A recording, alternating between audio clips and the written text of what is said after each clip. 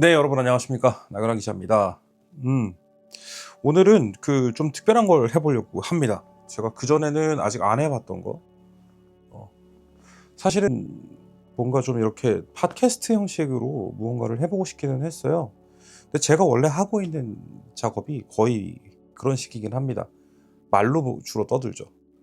할 수 있는 게 그거밖에 없어서 그렇긴 합니다만, 그렇긴 합니다만, 제가 사실은 그 댓글을 찾아보려고 지금 다시 찾았는데 못 찾았습니다. 제가 메모를 확실하게 해놨어야 되는데 잊어버렸어요. 제 컨텐츠에 항상 댓글을 달아주시는 아주 감사한 우리 구독자분께서 저한테 그런 거를 질문을 주셨던 것 같습니다. 왜 대체 아시아권에서는 직렬 사기통에 이렇게 열광하는가?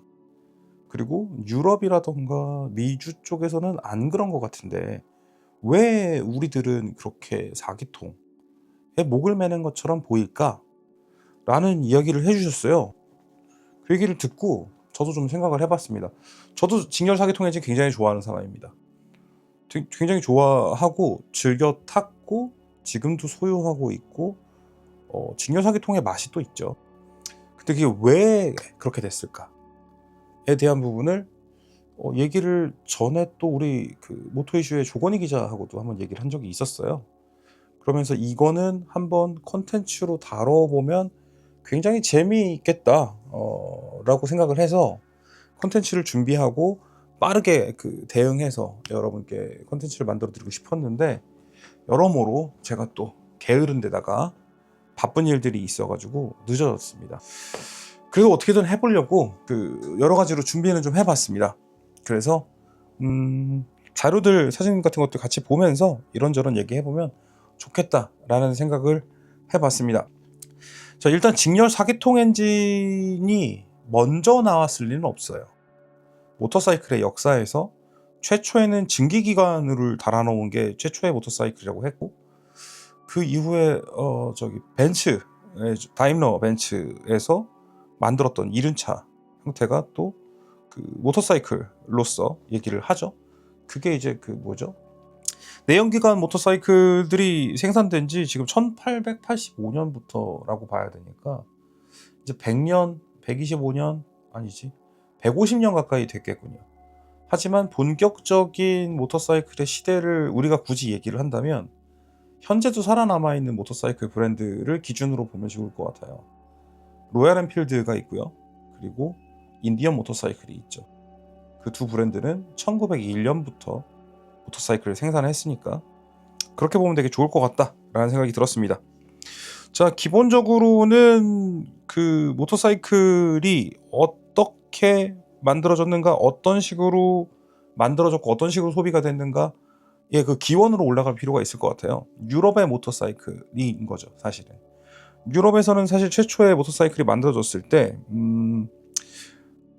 일반적으로는 그 당시에는 도로 환경이 그렇게 좋지 못했습니다. 그리고 탈 것의 수단이 모터화되기 시작한 지 얼마 안 됐죠. 자동차의 시대가 시작이 되고 그와 동시에 이제 모터사이클이 그 대안이처럼 된 거니까요. 그 전에는 뭐 자전거라던가 혹은 그것도 이전에는 마차, 말의 힘을 이용한 마차, 혹은 정말로 말을 타고 다니거나 하는 시기였을 거예요. 그랬던 것이 모터사이클 이 기술이 급격하게 발전하는 데는 귀족들의 취향이 꽤 적용을 했다고 볼 수 있을 것 같습니다. 왜냐하면 모터사이클이라는 건 최초에는 당연히 자동차도 그렇겠지만 누구나 손에 쥘 수 있는 대량 생산이 막 되던 시기가 아니었기 때문에 그게 된다고 하더라도 너무나 특별한 무언가였죠. 그러다 보니 손에 넣을 수 있는 사람들은 귀족들이었을 겁니다. 자동차의 역사에서도 비슷하게 적용이 될 겁니다. 자동차들도 귀족들이 레이스를 한다고 자동차를 더 빠르고 강하고 힘 좋고 이런 것들을 만들어내게 되는데, 레이스가 되게 큰 역할을 하고, 귀족들이 직접 타는 것도 모자라서 잘 타는 사람들을 태워서 레이스를 하기도 하고요. 대리전 같은 거죠. 그런 것이 모터사이클 세계의 발전을 되게 이끄는 역할을 했다고 생각이 됩니다. 또 초창기에는 또 뭐랄까요, 초창기 시대, 그러니까 결국에는 대량 생산이라는 것이 되게 맞물려요. 결국엔 산업 체계에서의 대량 생산 체계는 1차 세계대전이 중심이 되겠네요. 현대전이 이뤄진 거잖아요. 어쨌거나 그 초기의 현대전이었기 때문에 무기의 체계도 아주 발전된 상태는 아니었고, 하지만 그때 전차도 만들어지고 탈 것들도 만들어지고 비행기가 복엽기, 쌍엽기, 그리고 삼엽기 여러 가지 비행기들도 막 만들어져서 하늘을 날아다니기도 하고 정찰로 활용하기도 하고 공격용으로 활용하기도 하고 여러 가지가 있었죠. 이것이 그 산업 현재의 우리 현대적인 삶에 있어서 굉장한 역할을 했습니다. 잘 아시다시피 그 와중에 모터사이클도 생산이 됐죠. 모터사이클은 상당히 유용한 물건이었을 겁니다. 1차 세계대전 때. 그래서 그 당시에 이제 영국에서 BSA의 경우에도 그게 버밍엄 스몰 암즈잖아요. BSA는 그러니까 버밍엄에 기반을 둔 그 소화기 회사였죠. BSA에 대한 얘기는 그 드라마 정말 재미있는 드라마죠. 그 드라마 피키 블라인더스에서 BSA가 언급이 됩니다. 그 BSA 무기를 그들이 이렇게 탈취를 하고 뭐 빼돌리고 그걸 팔고 뭐 이런 얘기들이 나오잖아요. 그 BSA가 모터사이클을 2차 세계대전 때 12만 대나 찍어내서 공급을 했던 대단하게 큰 모터사이클 회사이기도 했습니다. 영국 내에서도 그런 역할을 좀 했죠. 그리고 BMW의 경우에는 1923년부터 회사가 시작된 걸로 되어 있는데, 이들의 경우에도 본인들이 비행기용이라던가 그 전쟁 물자를 만들던 곳에서 전쟁 물자를 더 이상 생산할 수 없게 되면서 그 모터사이클을 생산했던 것이 또 그 브랜드의 출발이기도 하고요. 뭐 이렇게 다양한 모터사이클들이 만들어졌지만 이들은 정말로 전쟁을 위한 무기들이었고, 그와 동시에 존재했던 것이 아까 말씀드렸던 것처럼 귀족들이 취미생활 내지는 본인들의 재력 자랑인지 뭐 아니면 도박을 위해서였든지 경쟁을 위해서 어떤 성취를 나타내기 위한 것보다는 그 승리 자체, 뭐 다른 귀족을 내가 이기고 싶어서 했을 것 같은 그런 레이서들이 모터사이클 발전에 굉장히 영향을 줬다고 생각이 됩니다.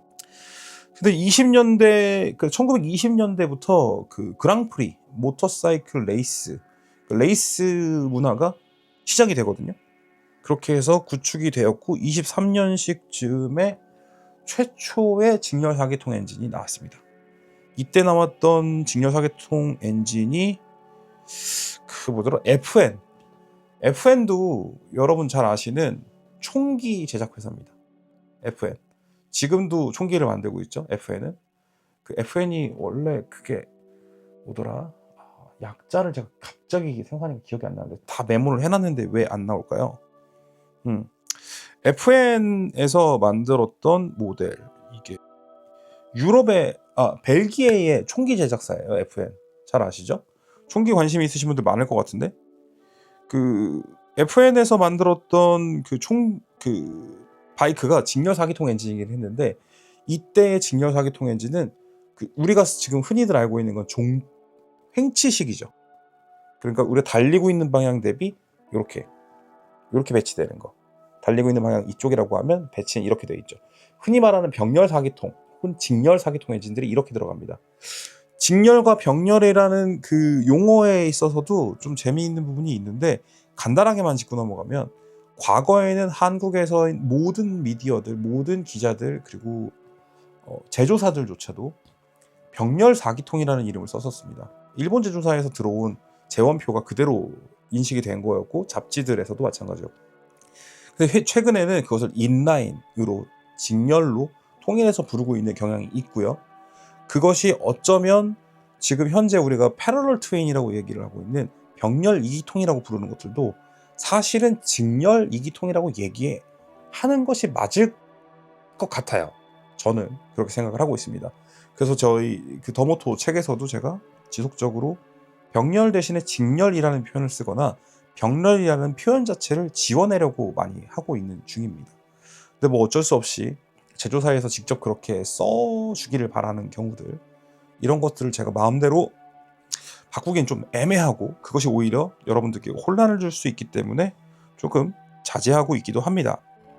1905년도에 등장했던 FN의 이제 직렬 4기통 4 모델이라고 합니다. FN4라고 하는데요. 요거는 이제 종치식 배열. 그 엔진이 그 실린더들이 4개가 배치가 된 게 프레임이 방향하고 동일했어요. 그러니까 옆에서 봤을 때 우리 직렬 4기통 엔진의 그 배기구가 나오는 느낌이었겠죠. 이게 등장을 했었고, 근데 이 당시에는 이 직렬 근데 횡치식과 그 다음에 이렇게 종치식 배열에서 서로 다른 차이점들이 나올 겁니다.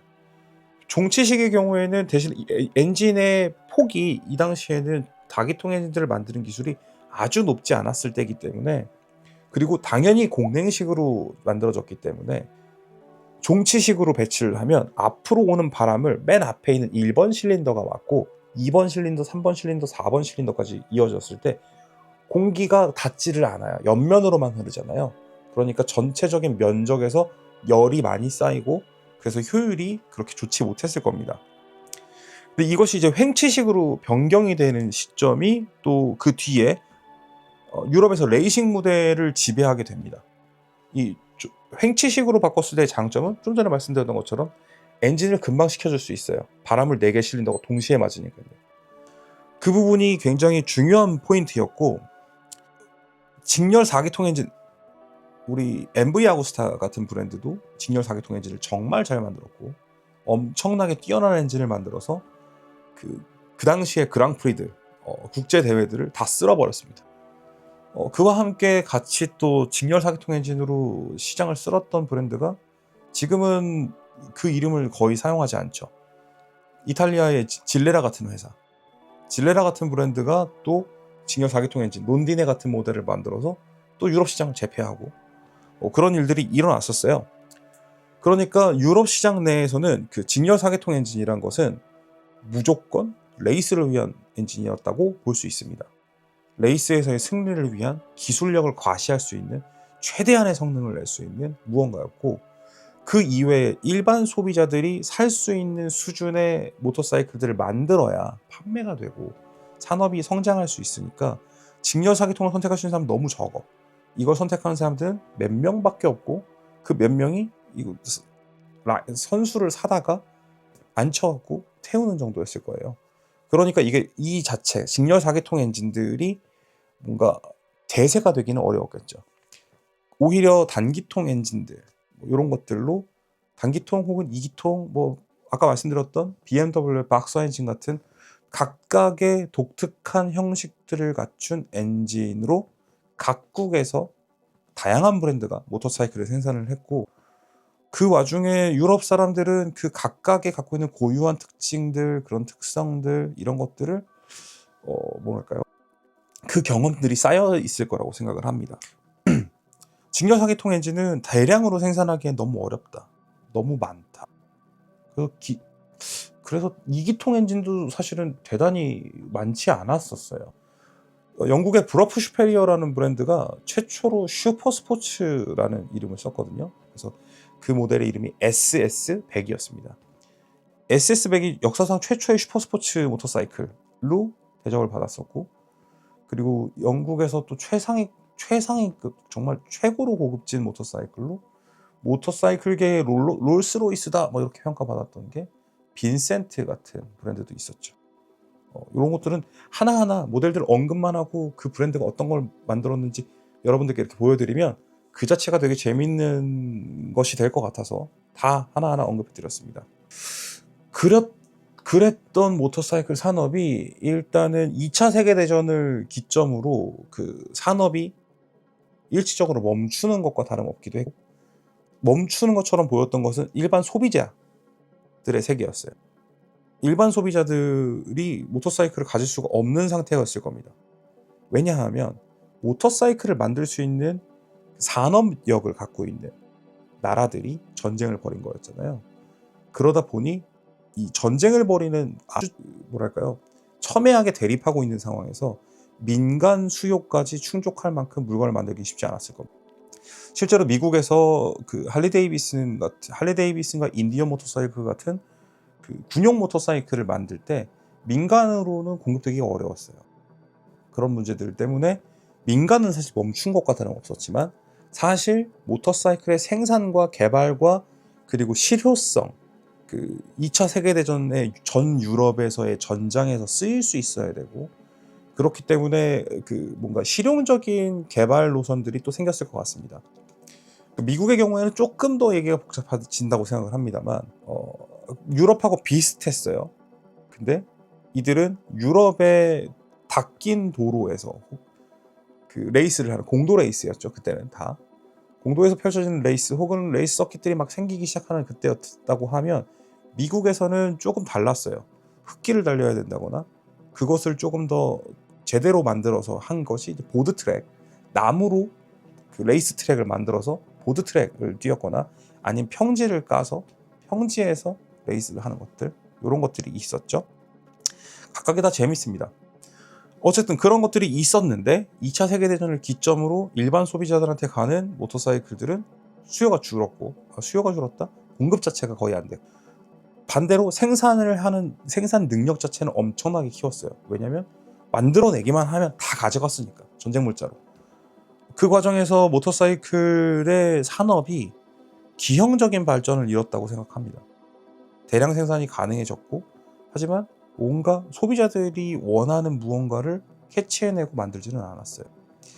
그렇기 때문에 2차 세계대전이 끝난 이후에 모터사이클의 세계가 또다시 한 번 더 침체에 빠져들 겁니다. 왜냐하면 기존의 전쟁 물자를 생산하던 회사들은 예전처럼 만들어서는 나라가 더 이상 사주질 않아. 전쟁 물자로 가져가야 되는데, 소진이 돼서 없어져 버려야 되는데, 그래야지 계속해서 만들 수 있었고, 그것에 체계를 맞춰놨는데 더 이상 그런 일이 벌어지지 않죠. 그리고 유럽의 경우에는 산업 기반들이 많이 파괴가 되기도 했고, 물론 영국 브랜드 같은 경우에는 안 그랬습니다. 영국 브랜드 같은 경우에는 실제로 본토가 침공당한 거는 폭격 정도였으니까, 물론 그 폭격으로 인해서 BSB 공장도 화재가 났었던 걸로 기억을 하고 있고, 여러 가지 문제가 있었지만, 그래서 전후에 2차 세계대전 전후에 유럽 브랜드, 특히나 영국 브랜드가 미국을 점령해 버립니다. 그 되게 재밌는 스토리예요. 그때 미국을 점령했던 브랜드가 노튼, BSB, BSA, 그리고 트라이엄프, 로얄 엔필드는 좀 달라요. 로얄 엔필드는 그때 뭐 미국 시장을 씹어 삼켰다라고 할 정도는 아니에요. 어쨌거나 영국산 모터사이클들이 성능이 더 좋았어요. 미국에서 만들고 있던 것들보다. 그래서 미국 시장을 영국인들이 점령을 했습니다. 그걸 또 그 당시에는 브리티시 인베이전으로 얘기도 하기도 했어요. 우리가 흔히들 브리티시 인베이전이라고 얘기하는 걸, 그 비틀즈가 미국 시장을 점령했을 때에도 그런 일을 그렇게 표현을 했었는데, 모터사이클 세계에서도 비슷한 일이 벌어졌었습니다. 그랬는데 전후에 전쟁에 참여했던 나라 중에 하나였던 일본에서 이를 칩니다. 무엇입니까? 이것도 이 사실 단계가 하나 더 있으니까 이걸 설명해야 되는데, 그러면 재미가 없으니까 그냥 다이렉트로 가버리죠. 1969년도 혼다가 CB750으로 대량 생산 직렬 4기통 모터사이클을 출시해버립니다. 과광. 그리고 세계는 멸망했다. 실제로 그렇게 됐습니다.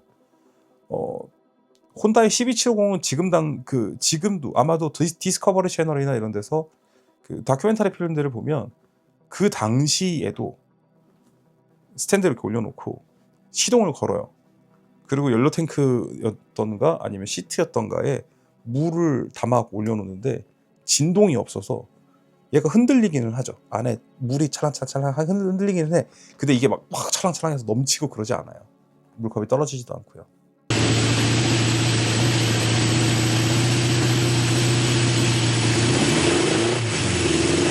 I'm impressed. I didn't realize it was that smooth. I guess it does work. 기술적 성취가 어마어마했습니다. 물론 그 앞 단계에 있어야 되는 게 슈퍼커브이긴 합니다. 슈퍼커브를 만들고 그것이 미국으로 진출을 하면서 모터사이클 세계 전체가 넓어졌어요. 말씀드렸던 것처럼 전쟁 이전의 모터사이클 문화는 굉장히 소수였고, 늘어나다가 전쟁 때문에 물건을 뺏기고 물건을 납품하는 걸로 빠졌다가 전쟁 이후에 공황도 왔습니다. 유럽도 초토화됐고 유럽도 난리가 났었고 미국은 전쟁 물자 막 찍어내느라고 호황을 막 찍었다가 갑자기 그 호황이 끝나게 되면서 모든 것이 무너졌죠. 기반이. 대공황의 시대였습니다. 그 와중에 그럼 당연히 모터사이클 기업들도 많이 망했겠죠. 미국에도 모터사이클 기업들이 여럿 있었지만 다 망했고 실제로 그 인디언 모터사이클도 이때 파산을 했었던가 할리 데이비슨도 대단한 위기를 겪었었고 그랬죠. 거기에 이제 영국산 모터사이클들이 그 자리를 차지하고 들어가 앉았었고요. 그러던 와중에 결국에 그리고 전후에 미국 이게 되게 문화적인 이야기니까 전쟁 이후에 그 전쟁에서 겪은 PTSD를 갖고 군인들이 귀환을 했잖아요. 지금도 그런데 그 당시에는 그것을 진단하는 뭐 병으로 인정해주거나 진단 같은 게 없었다 뿐이지 전쟁의 참혹함을 몸으로 겪고 전쟁을 하다가 돌아온 사람들이 일상으로 아주 자연스럽게 정착하는 것은 쉽지 않았을 거예요. 그래서 그들이 이제 돌아와서 전쟁 물자로 쓰였던 것들이 돌아온 것들 혹은 그것들이 내수에 남아있던 것들 이런 것들을 가지고 막 뜯어내는 작업들 유럽에서 탔던 바이크들 같은 걸로 바꾸는 작업이 요즘 말하는 바버 그 팬더 같은 걸 잘라낸다 밥 하고 잘라낸다의 의미로 바버 혹은 차퍼도 찹이 잘라내다 라는 의미잖아요. 그런 것들이 막 성행을 했어요. 근데 이들이 PTSD를 갖고 자신들의 삶의 터전으로 돌아갔을 때 이들은 이미 통제 불가능한 일종의 정신병적인 사람들이었을 겁니다. 망나니 취급을 당했었고 실제로 술을 마시고 오토바이를 타고 사람들과 싸움질을 하고 뭐 사실 직업 훈련을 받고 젊을 때 그런 사회에 나가기 위한 것들을 배워야 하는 상황에서 전쟁에 끌려갔다 왔잖아요. 그러니까 당연히 그럴 수밖에 없었겠죠. 그래서 전후 세계에서 전후 미국 사회에서는 그 모터사이클을 타는 사람들은 무법자 취급을 당했어요. 예비 범죄자 취급을 당했고 실제로 범죄를 많이 일으키기도 했고 전쟁 이후에 갔다 온 그런 그 사람을 죽여본 경험이 있는 그 참상을 겪어본 사람들이 무서울 게 뭐가 있겠어요. 이미 지옥에서 있다 왔는데 그러다 보니 모터사이클에 대한 이미지는 굉장히 안 좋았습니다. 근데 그것을 해소하는 것이 혼다가 슈퍼커브를 만들어서 미국에 가져가서 동네 아주머니들도 타고 다닐 수 있고 학생들도 타고 다닐 수 있고 이런 그래서 그때 만들어진 대단히 유명한 캐치프레이즈와 광고 이미지가 있죠. Nicest people on a Honda 이렇게 돼갖고 그 혼다를 타는 좋은 사람들 뭐 이런 이미지를 가져갔죠. 그것이 실질적으로 효과가 있었습니다. 그래서 일반인들이 모터사이클에 대한 인식을 바꾸는 계기도 됐어요. 이 얘기는 좀 번외처럼 빼야 되는 얘기인데 좀 얘기를 설명을 안 하면 갑자기 그게 어떻게 그렇게 되냐가 되니까 어쩔 수가 없네요. 근데 아무튼 혼다가 CB750을 출시를 하면서 기술적으로 CB750을 넘어서지 못하는 바이크들은 문을 닫는 수밖에 없었습니다. 브랜드들이. 이때 참상이 일어났던 것이 특히나 이제 영국 브랜드들이었어요. 영국 브랜드는 원래 흔히 말하는 병렬 2기통, 그러니까 2기통 모델들을 만들었었죠. 근데 이것보다 실린더가 2개나 더 있고 훨씬 더 믿을 수 있고 진동도 없고 심지어 이때는 그 CB750은 출시 당시에 세계 최초로 양산 바이크에다가 디스크 브레이크를 달아놨단 말이에요. 그러니까 비교가 안 됐어요. 심지어는 직렬 4기통 엔진이 마력도 훨씬 높았고 신뢰성 면에서도 차이가 있었고요. 그러다 보니 그때 그 트라이엄프가 만들었던 트라이던트 같은 모델 지금 현재에 나온 트라이던트를 말씀드리는 건 아닌데 그때 이들도 다기통 엔진에 대한 대비로서 트라이던트 같은 모델을 만들었지만 참패합니다. 그래서 저는 사실 트라이던트라는 이름을 부활시켰을 때 좀 무모한 도전이지 않는가? 라는 생각을 좀 많이 했었어요. 쓸데없는 얘기였고 자, 그래서 전 세계가 직렬 사기통 엔진을 맛보게 되었죠.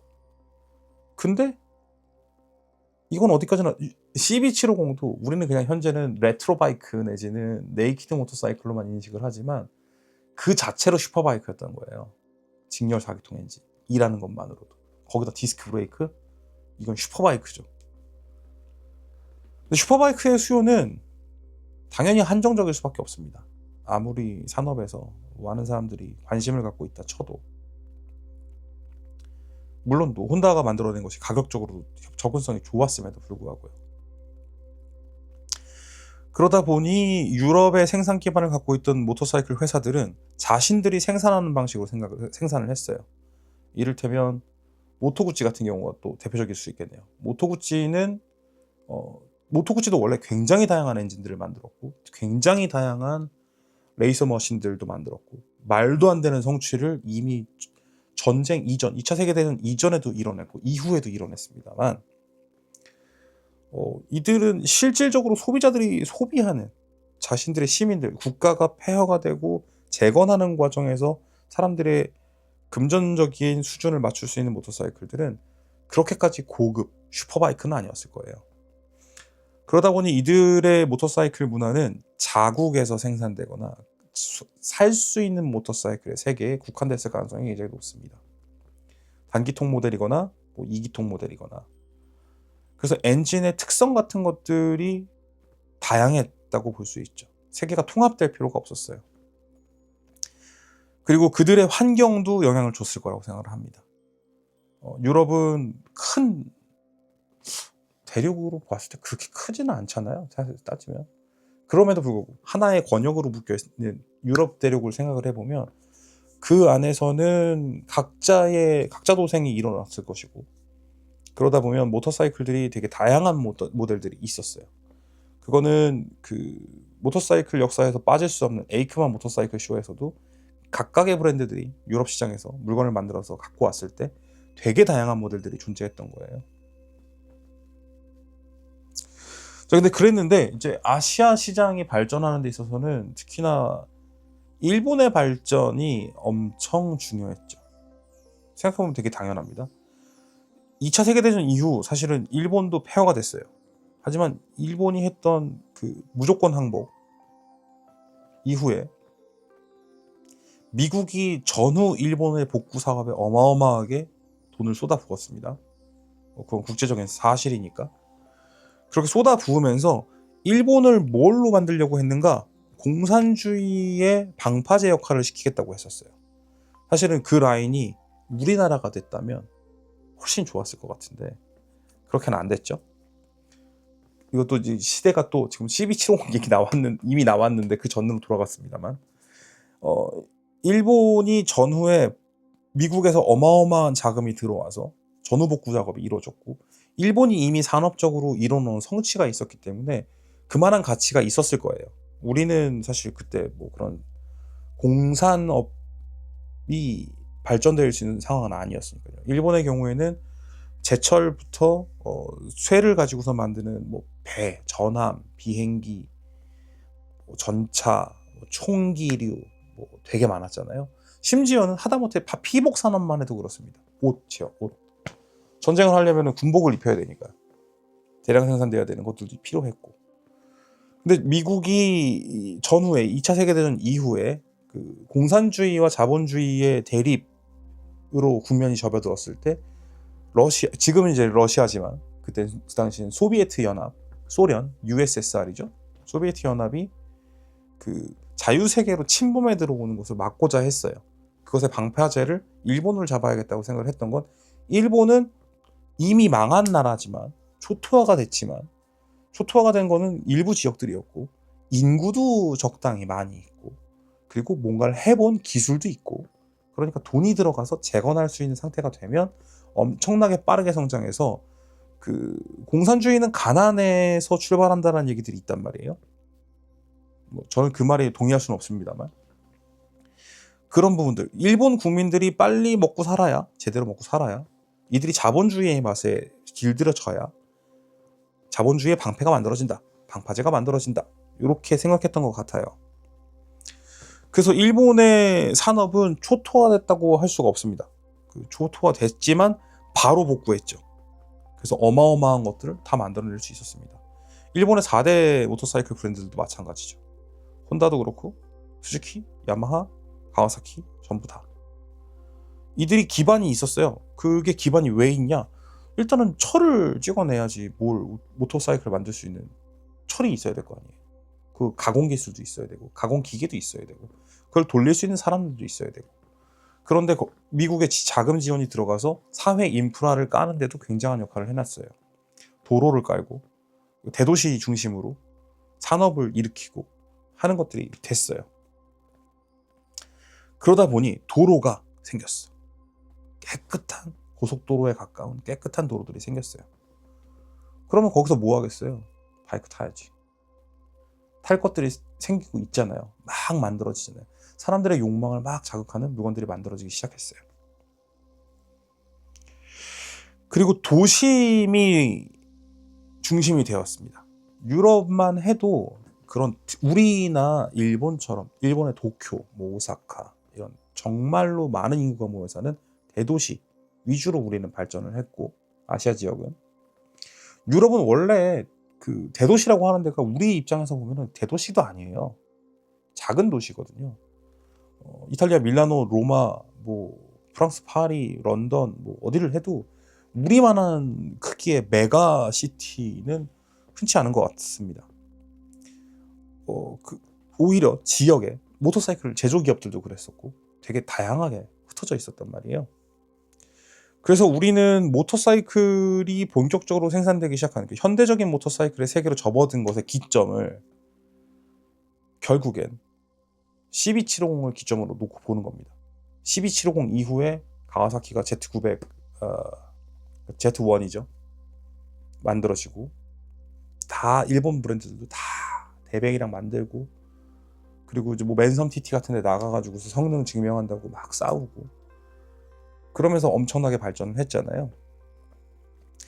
근데 우리의 그 시민들의 배경이 도심 중심이 된 겁니다. 우리는 아시아 지역에서 특히나 아시아 지역이라고 얘기할 거는 사실 한국과 일본 정도였을 것 같아요. 동남아시아 지역의 경우에는 더 뒤에 그 일이 벌어지게 됐죠. 근데 거의 비슷한 방식으로 이루어졌습니다. 왜냐하면 똑같은 이유입니다.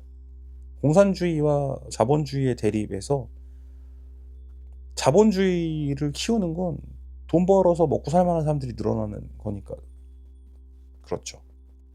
태국 같은 데가 대표적인 예가 될 것 같고요. 베트남의 경우에는 공산국가고 아직도 공산국가고 그러다 보니 그 산업의 여파는 아주 뒤에 이루어졌죠. 중국도 마찬가지고요. 그래서 우리는 우리 시장 특히나 일본과 한국의 경우 물론 당연히 일본이 먼저입니다만 일본은 70년대 통으로 모터사이클의 세계를 가져갔잖아요. 한국은 70년대 말에서나 산업이 막 시작됐습니다. 10년의 공백 정도가 있겠죠. 도심지에서 강력한 모터사이클들은 굉장히 강렬한 인상을 줄 수밖에 없었을 거예요.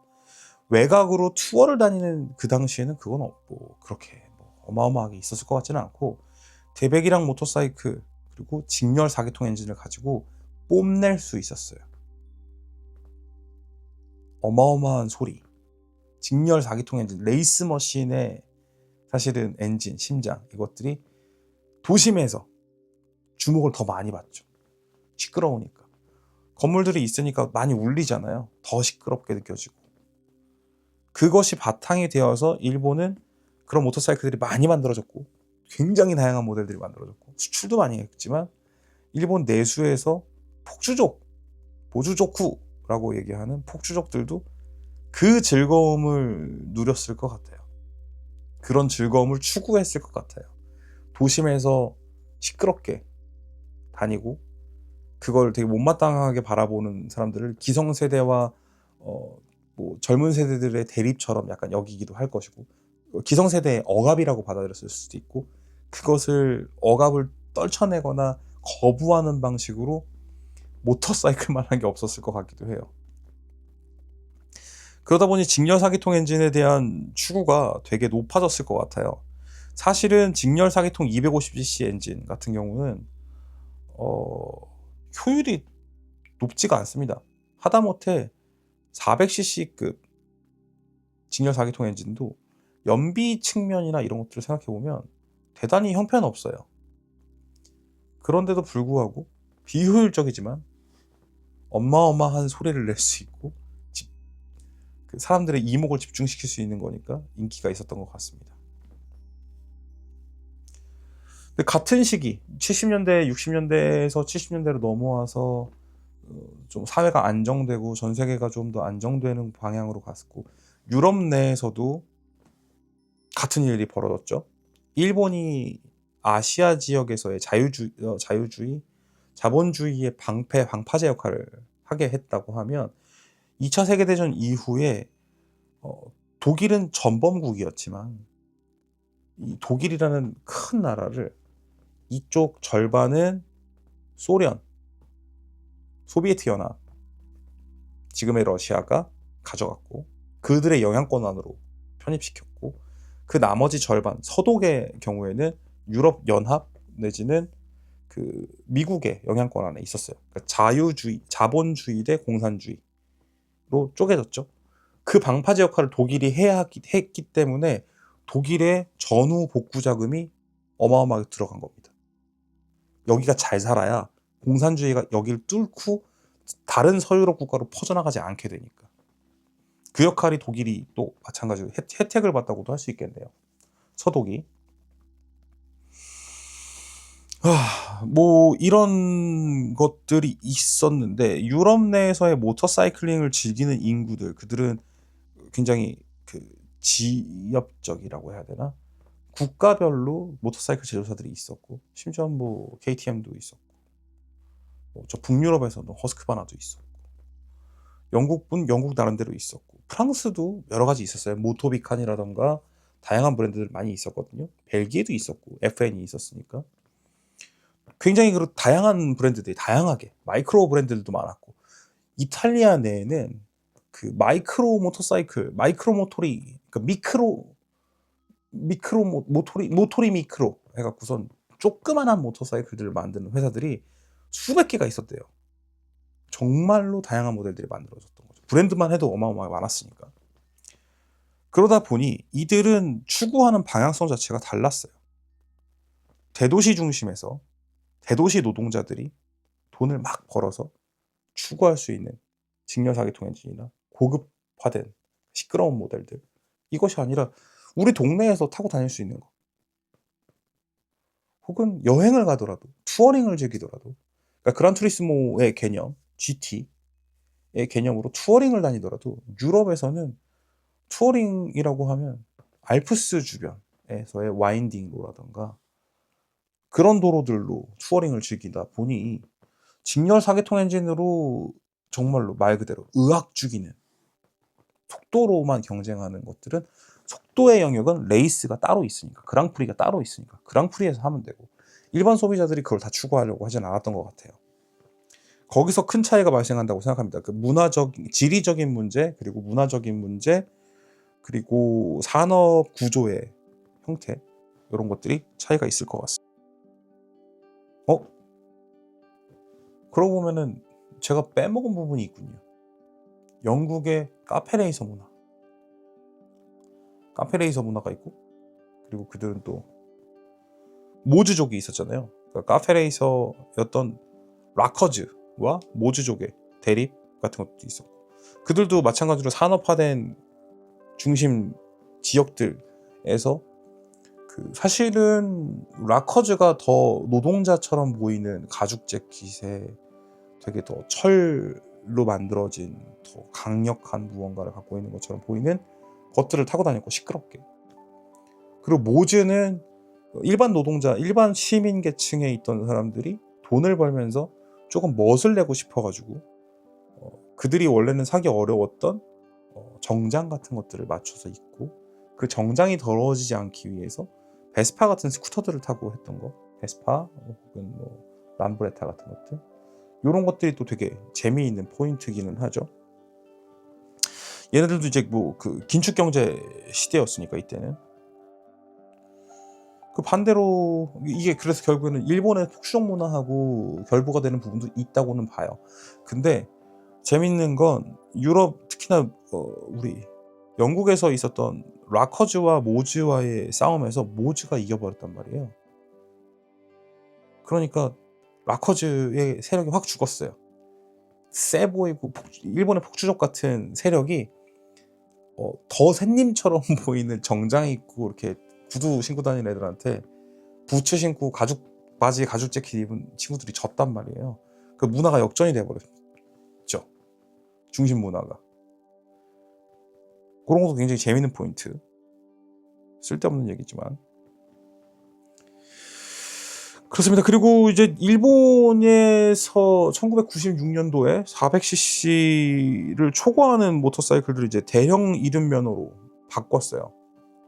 그 전까지는 뭐 문제 없었겠지만, 물론 그 전에도 750cc가 기준이었습니다. 750cc 미만. 그래서 CB750이 749cc로 나온 거였고요.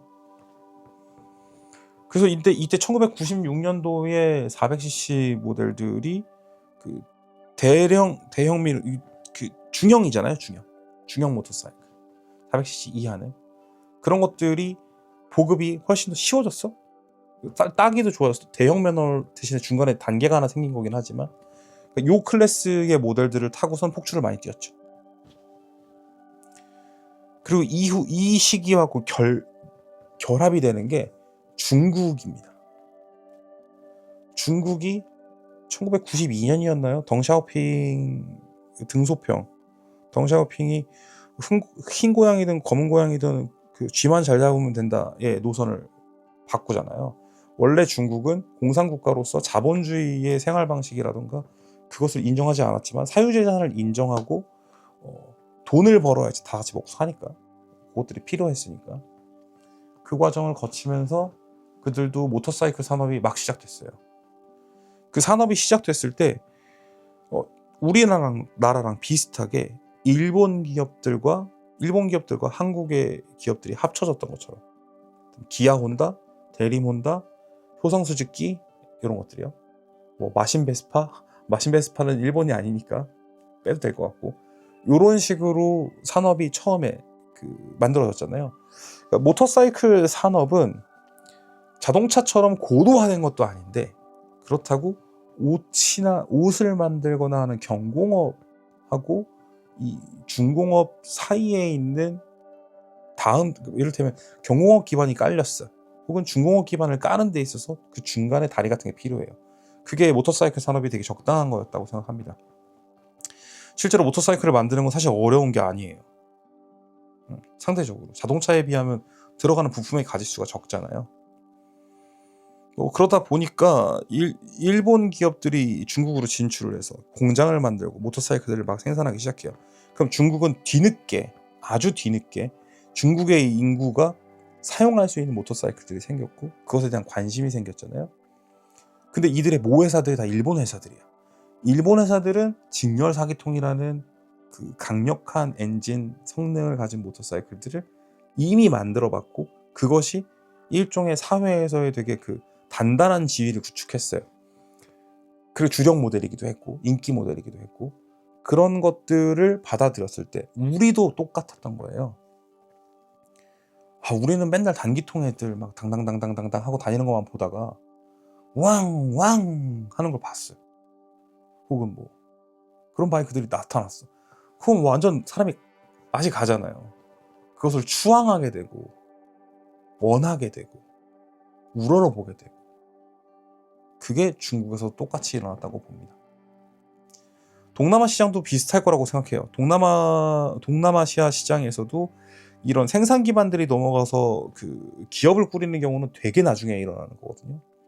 그 중국이 했을 때 이후 2000년대로 넘어와서 2000년대 가까이 와서 일어난 일들이니까 그건 그렇게 봐야 됩니다.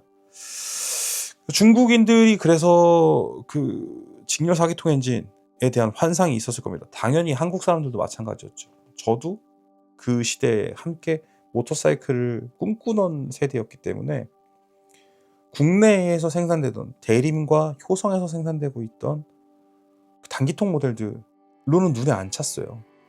되게 멋있는 일본 사람들이 타던 직렬 4기통 엔진 막 소리는 막 이제 미디어들이 막 발전하기 시작해서 그런 소리를 들어봤고, 미국 영화에서 봤던 할리 데이비슨이나 아니면 뭐 검은 독수리 같은 데서 나왔던 점프하는 오토바이들이라던가, 내가 그 전에 우리 세계 안에서 볼 수 없었던 무언가에 대한 로망이 생겼었단 말이죠. 그런 것들을 중국도 똑같이 겪었을 것이고, 그들의 기반 기술을 제공해준 일본 모터사이클의 기술 최고봉이었던 직렬 4기통 엔진들, 그리고 그때 이미 혼다, 야마하, 가와사키, 스즈키는 세계 시장에서 두카티 같은 브랜드랑 경쟁을 했고, 뭐 세계를 지배했다고 할 수 있는 영국 브랜드들 다 굴복시켰고, 사실상 파산시켰고, 그랬으니까요. 얼마나 대단해요. 그러니까 그것에 대한 추구가 있을 수밖에 없었을 것 같습니다. 동경이 있었을 수밖에 없을 것 같습니다. 이후에 그 1990년대에 중국이 모터사이클 산업에 뛰어들었지만, 그들이 당장에 만들 수 있는 건 단기통 모델들이었을 거고, 스쿠터였을 거고, 단기통 125cc 뭐 5단 변속 미션을 갖고 있는 네이키드 모터사이클들, 이런 것들이었을 거예요. 그리고 이것이 일본 브랜드들이 일본 브랜드들이 갖고 있던 다기통 엔진 기술을 이들에게 다 주지 않았을 겁니다. 당연히. 왜냐하면 경쟁자가 너무 강력한 경쟁자가 될 수 있고, 왜냐하면 엄청나게 싼 인력이 있고 산업이 막 초창기였으니까. 더군다나 정부가 공산국가였기 때문에 그 휘둘릴 수도 있었어요. 생산 기반들 다 뺏기는 일들도 있으니까요. 최근에도 러시아 전쟁 때문에 한국에서 현대자동차가 러시아에 만들었던 기반 같은 것들을 다 뜯겼다고 얘기하는 것들, 뭐 이런 것들도 가능한 일들이니까요. 거기서는, 이 시점에서는 중국 얘기보다는 한국 얘기가 맞는 것 같습니다. 90년대에 들어서서 한국 사람들도 수준이 엄청 올라갔죠. 특히나 80년대를 지나서 90년대, 88년도 서울올림픽을 기점으로 대한민국도 그 세계에서 되게 눈여겨보는 나라가, 완전히 세계가 달라졌고, 한국 사람들도 그 전까지는 해외로 나가려고 그러면 허가받고 나가야 됐고 굉장히 통제된 사회였는데, 그것이 조금 더 풀어졌잖아요. 수입도 완화가 되기 시작했고, 예전에는 돈이 있다고 살 수 있는 게 아니었으니까요. 수입 금지 물품으로, 사치품으로 모터사이클이 취급되던 시기였으니까. 근데 그것들이 조금씩 무너지고, 일본에서 중고로 들어오는 것들, 수입되는 것들이 막 생기고 하면서 그에 대한 로망이 더 커졌어요. 그것에 대한 수요가 있는 것도 알았고, 그래서 국내에서는 효성 같은 브랜드가 다기통 엔진 개발, 대배기량 엔진 개발을 해서 대배기량 모터사이클을 만들겠다고 나섰죠. 근데 물론 기술적인 부분도 그렇고, 생산 기반에 대한 부분도 그렇고, 수요도 그렇고, 여러 가지 문제가 겹쳤기 때문에 그들의 도전이 정말로 유의미한 성공으로 이어졌다고 보기는 어렵습니다만, 저는 우리나라에서 그만한 대배기량 모터사이클을 만들 수 있었던 것만으로도 사실 대단한 성과였다고 생각을 합니다. 그때도 맨날 그거 안 만들고, 그렇게 기술 개발이라던가 새로운 모델을 개발하거나 새로운 엔진 기술, 그 생산 기술 자체를 성장시키기보다 팔리는 것만 계속해서 찍어내고 있던 회사도 있었으니까요. 저는 그 지점에 대해서는 꼭 말씀드리고 싶었습니다. 그게 우리가 피크가 쳐졌던 게, 그 대한민국이 그 고도 성장에서 거의 끝을 달렸던 게 97년이었을 겁니다. IMF가 오기 직전. 그리고 IMF가 터졌죠. 대한민국은 멸망했죠. 근데도 사실 우리가 이미 다양한 매체로 접했던 기술적인 성취, 그 멋, 이런 것들에 대한 추구는 여전했을 것 같아요. 저도 그때 그랬거든요. 나중에 직렬 4기통 엔진 바이크 타고 싶다. 그때 제가 꿈꿨던 건 원래는 크루저였고, 그 스티드 600, 400, 야마하 드렉스타 400, 뭐 섀도우 750, 이런 것들을 엄청 갖고 싶어 했었고, 그런데 그 90년대 초반에 만들어졌던 모델들이, 중고로 수입됐던 것들이 직렬 4기통 네이키드 모델이 많았어요. 그러다 보니 저도 손에 닿기 좋고, 딱 소리도 너무 멋지고, 계속해서 소리 들리고 왜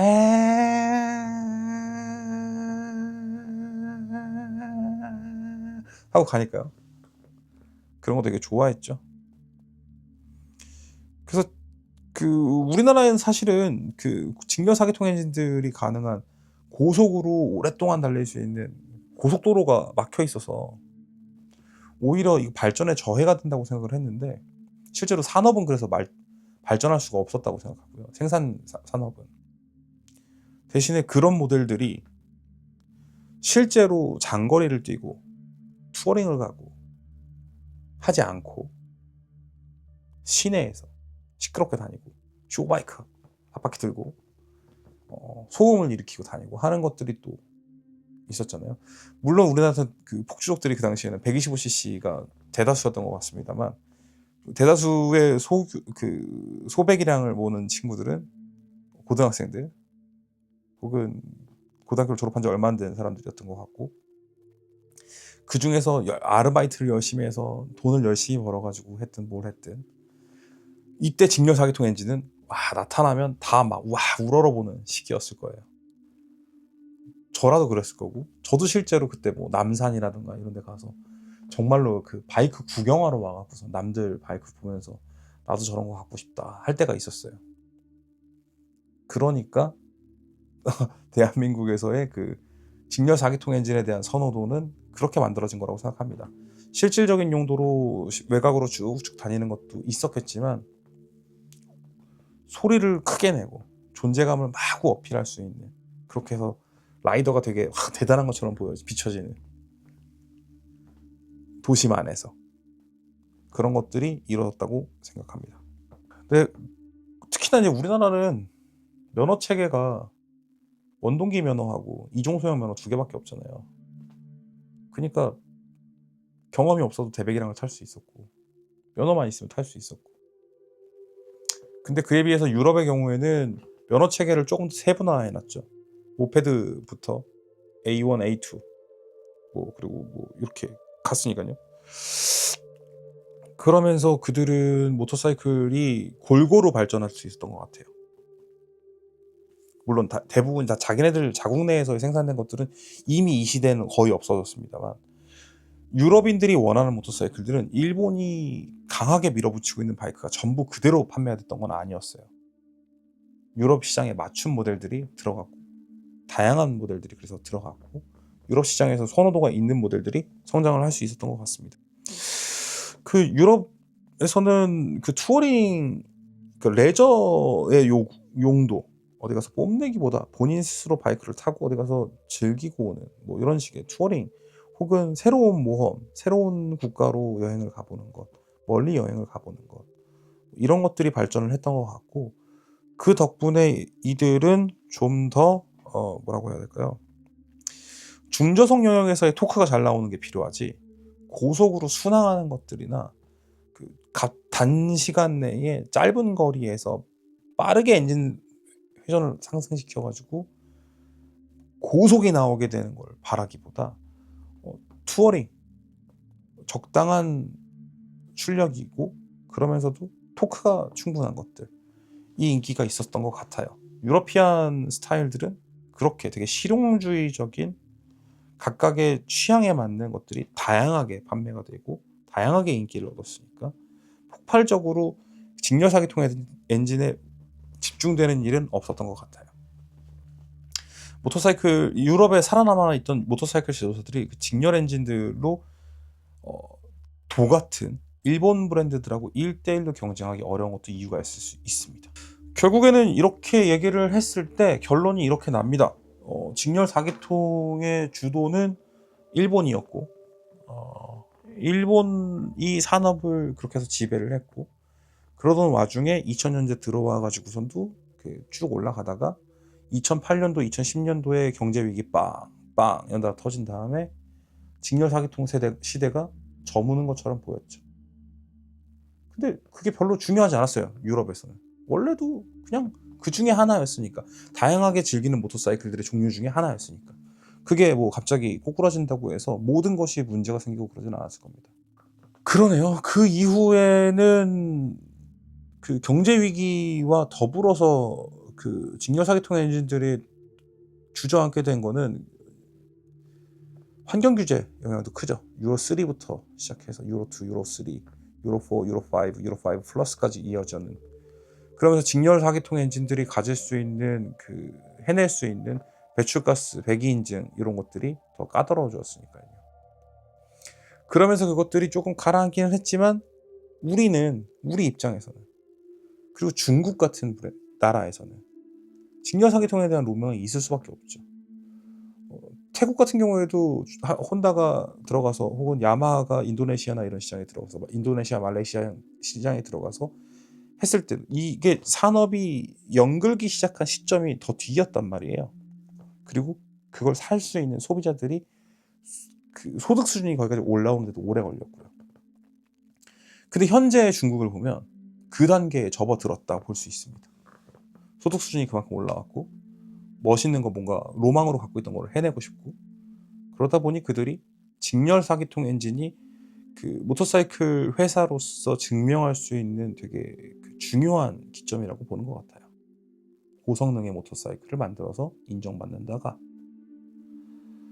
네, 길게 설명을 드렸지만 결국에는 그 양쪽, 그러니까 아시아 지역과 유럽, 미주 지역의 그 문화적인 배경 차이, 그리고 시대적인 배경 차이, 산업적인 배경 차이가 결국에는 이 선호도를 결정짓는데 되게 중요한 역할을 했을 거라고 생각이 됩니다. 와, 이렇게 길게 목이 다 아플 정도로 이야기를 하는 게 쉬운 일은 아닌데, 이 부분이 되게 재미있는 포인트일 것 같아서 알려주신 그 중요한 이야기를 한번 해보게 되었습니다. 뭐 그렇다고 해서 지금 새 시대가 잘못됐느냐, 직렬 사기통이 잘못됐느냐, 그렇게 생각하지도 않습니다. 이제는 직렬 사기통 엔진으로도 대응이 가능해졌고, 그리고 예전처럼 마력 경쟁으로 숫자로 이야기하는 것보다는 현실적으로 라이더가 재밌게 즐길 수 있는 것들이 중요해지는, 겉보기에 화려한 것보다 실질적인 실용성에 대한 부분들에 대해서도 사람들이 더 많이 인식하는 것 같아요. 이런 지점들을 토대로 한번 이런 다양한 이야기들, 문화적인 배경들, 사실상의 모터사이클 역사를 다 훑어본 거나 다름없게 됐네요.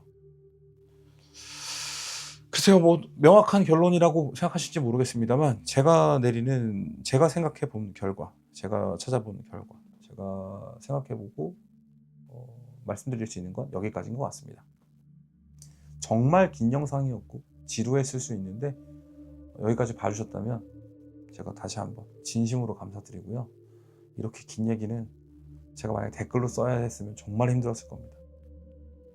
이렇게 방송 봐주셔서 진심으로 감사드리고, 다음에도 또 좋은 영상, 좋은 콘텐츠로 돌아올 수 있도록 해보겠습니다.